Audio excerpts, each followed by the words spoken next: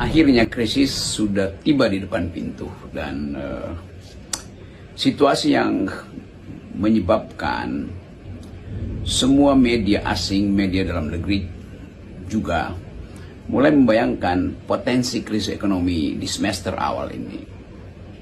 Dan itu sangat real karena bukan saja keterangan data statistik, tetapi situasi psikologis masyarakat bawah yang terutama menganggap bahwa APBN yang tidak bisa dipenuhi terutama oleh Menteri Keuangan karena bolong terus dan ya semua data kita tahu, pajak tidak masuk, Cortex itu gagal segala macam. Lalu orang berpikir apa harapan yang bisa dijanjikan oleh pemerintah, oleh Presiden Prabowo bahwa akan ada kemajuan ekonomi, akan tiba di 8%, akan ada koruptor yang dihukum. Jadi semua hal yang sifatnya ideologis karena memang itu dimaksudkan oleh Presiden Prabowo itu memberantas korupsi supaya dimungkinkan untuk menabung demi pembangunan dan demi kemakmuran rakyat, mengupayakan pengumpulan pajak supaya terjadi keadilan bahwa yang kaya harus dipajaki secara progresif. Jadi semua itu bahasa rakyat. Tetapi rakyat selalu melihat bahwa semua yang dia ucapkan, yang diucapkan oleh Presiden hari-hari ini tidak mengalami progres.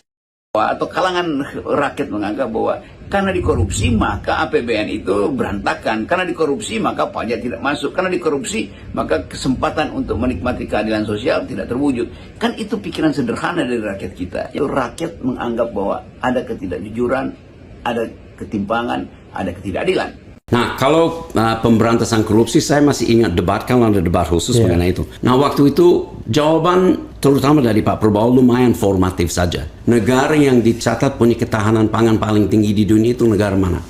Dan tidak ada yang semua shock. Namanya Singapura. Dan saya nggak pernah melihat padi waktu saya jalan di Orchard Road kan. Jadi ketahanan pangan tidak seperti yang sering dibicarakan di sini. Lebih canggih daripada itu. Sektor pertanian, apalagi sektor koperasi, sebagai yang seharusnya menjadi fondasi untuk sektor pertanian, itu perlu banyak pekerjaan supaya main peran sebagai seharusnya. Dan jauh dari sekarang ini jauh dari potensinya.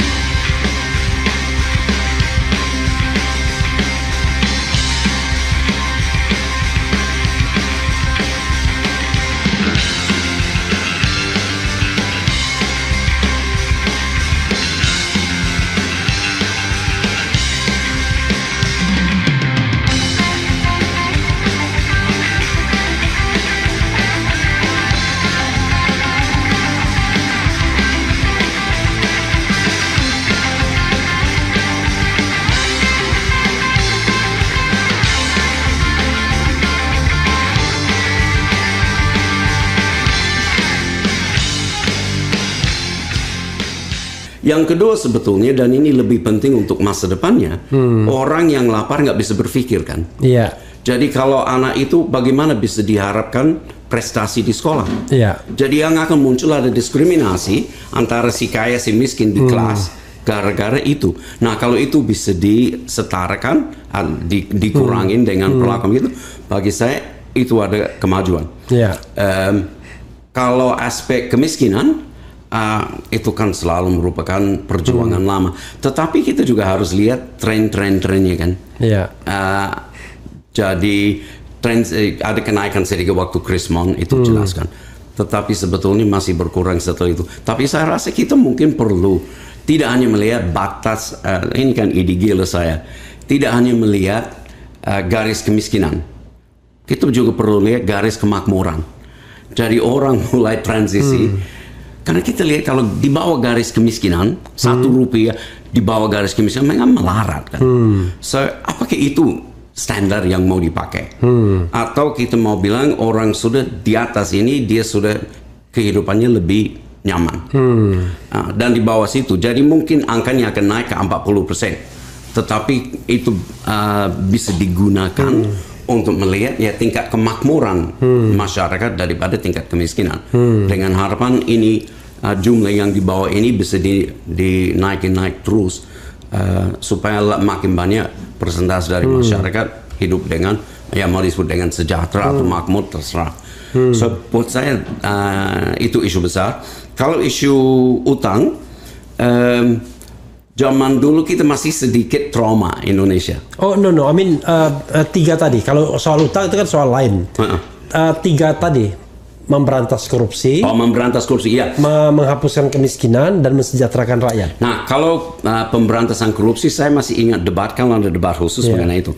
Nah, waktu itu jawaban terutama dari Pak Prabowo lumayan formatif saja. Substantif kecuali menaikkan gaji hakim dan lain-lain kan. Iya. Dan buat saya itu kan bagian dari sukses di Singapura. Iya. Jadi kalau kita baca sejarah Indonesia, gaji pegawai negeri di Indonesia sampai tahun 50-an masih bermartabat. Iya. Jadi orang bisa hidup, boleh disebut kalau saya pakai istilah Pak Hashim Musadi dulu, bisa hidup halal. Oh, bisa hidup halal. Iya, dengan gaji sebagai pegawai negeri. Iya. Nah, yang berubah adalah hiperinflasi tahun 60-an. Oke. Waktu nilai gaji itu hilang hampir hilang total. Karena inflasi ini ratusan persen, tapi kenaikan gaji pasti tidak dikejar. Nah, terus daripada membayar gaji yang sesuai dengan itu, sistem yang diterapkan adalah sistem yang menggunakan banyak tunjangan. Dan macam-macam yang discretionary, sehingga bisa dimanipulasi. Nah, itu menjadi bahkan bisa rangkap dengan komisaris BUMN. Apapun. Pengalaman kan? Iya.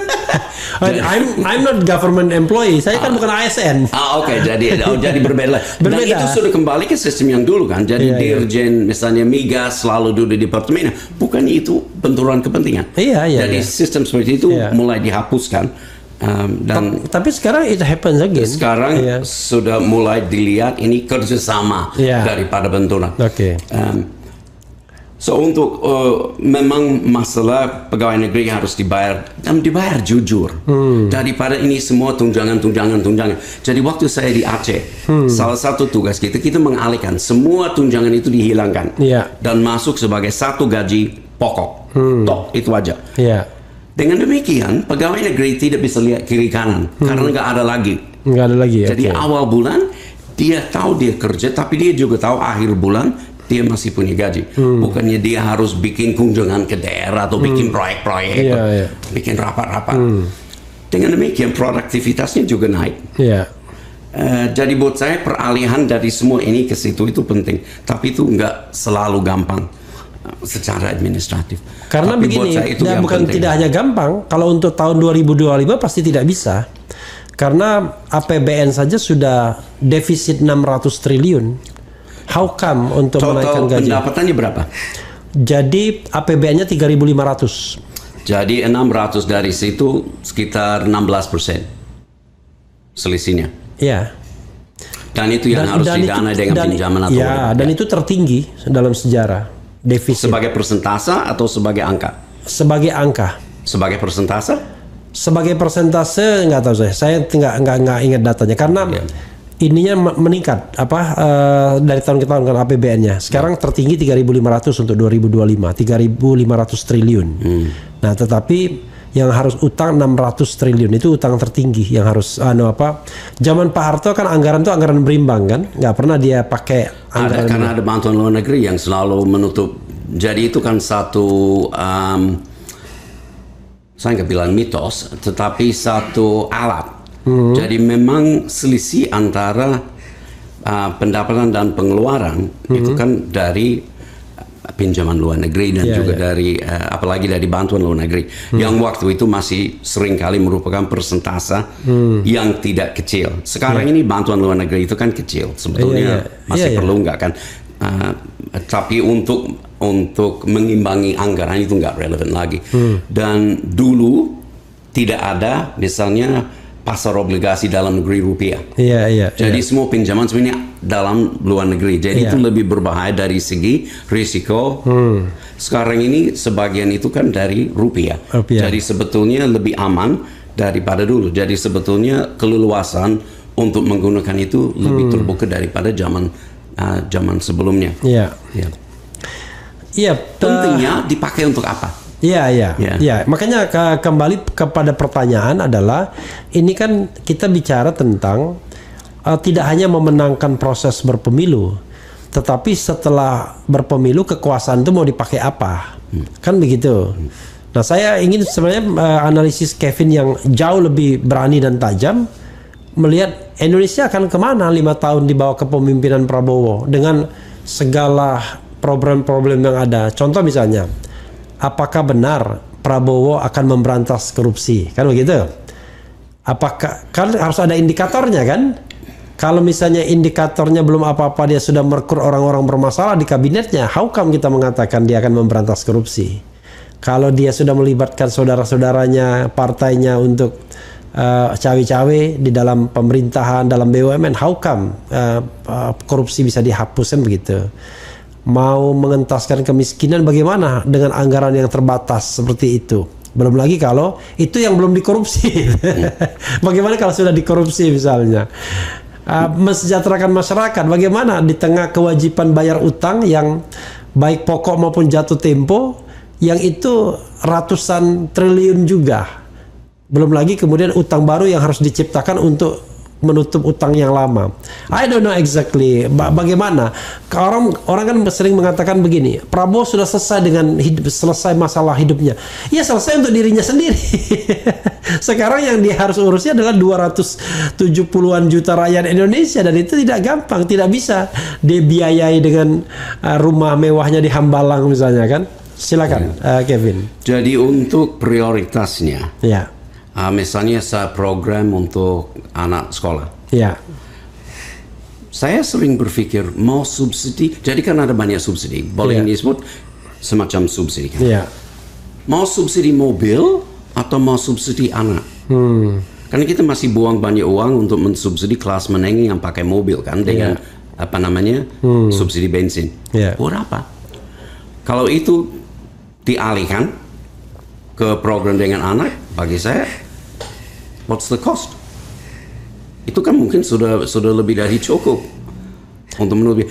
Ada juga program dia untuk aspek pertanian. Saya rasa saya sering lihat dia bukan cuma dari apa yang dia bicarakan hari ini, tetapi apa yang dia udah kampanyekan setiap kali. Kan saya rasa itu mungkin sesuatu yang serius, bukan sesuatu yang dari focus group discussions atau something yang muncul dari sosmed kan. Dan saya rasa dia punya perhatian sincere untuk isu petani. Mungkin itu muncul sejak dia dulu jadi ketua HKTI kan. Jadi pengalaman pertama waktu dia mulai terjun dalam sistem politik demokratis Indonesia. Sebenarnya bahasanya dia ketahanan pangan itu sebenarnya. Itu istilahnya tetapi untuk petani. Jadi ini memang agak rumit juga. Dan saya sering menanyakan teman saya dari Indonesia, negara yang dicatat punya ketahanan pangan paling tinggi di dunia itu negara mana? Dan tidak ada yang semua shock. Namanya Singapura. Dan saya nggak pernah melihat padi waktu saya jalan di Orchard Road kan. Jadi ketahanan pangan tidak seperti yang sering dibicarakan di sini. Lebih canggih daripada itu. Saya rasa mungkin kita perlu transformasikan pemikiran. Tetapi lepas dari situ, sektor pertanian, apalagi sektor koperasi, yang seharusnya menjadi fondasi untuk sektor pertanian, itu perlu banyak pekerjaan supaya main peran sebagai seharusnya. Dan jauh dari sekarang ini jauh dari potensinya. So kualitas dari apa yang dihasilkan dan lain-lain itu yang ruang gerak untuk menaikkan pendapatan untuk para petani.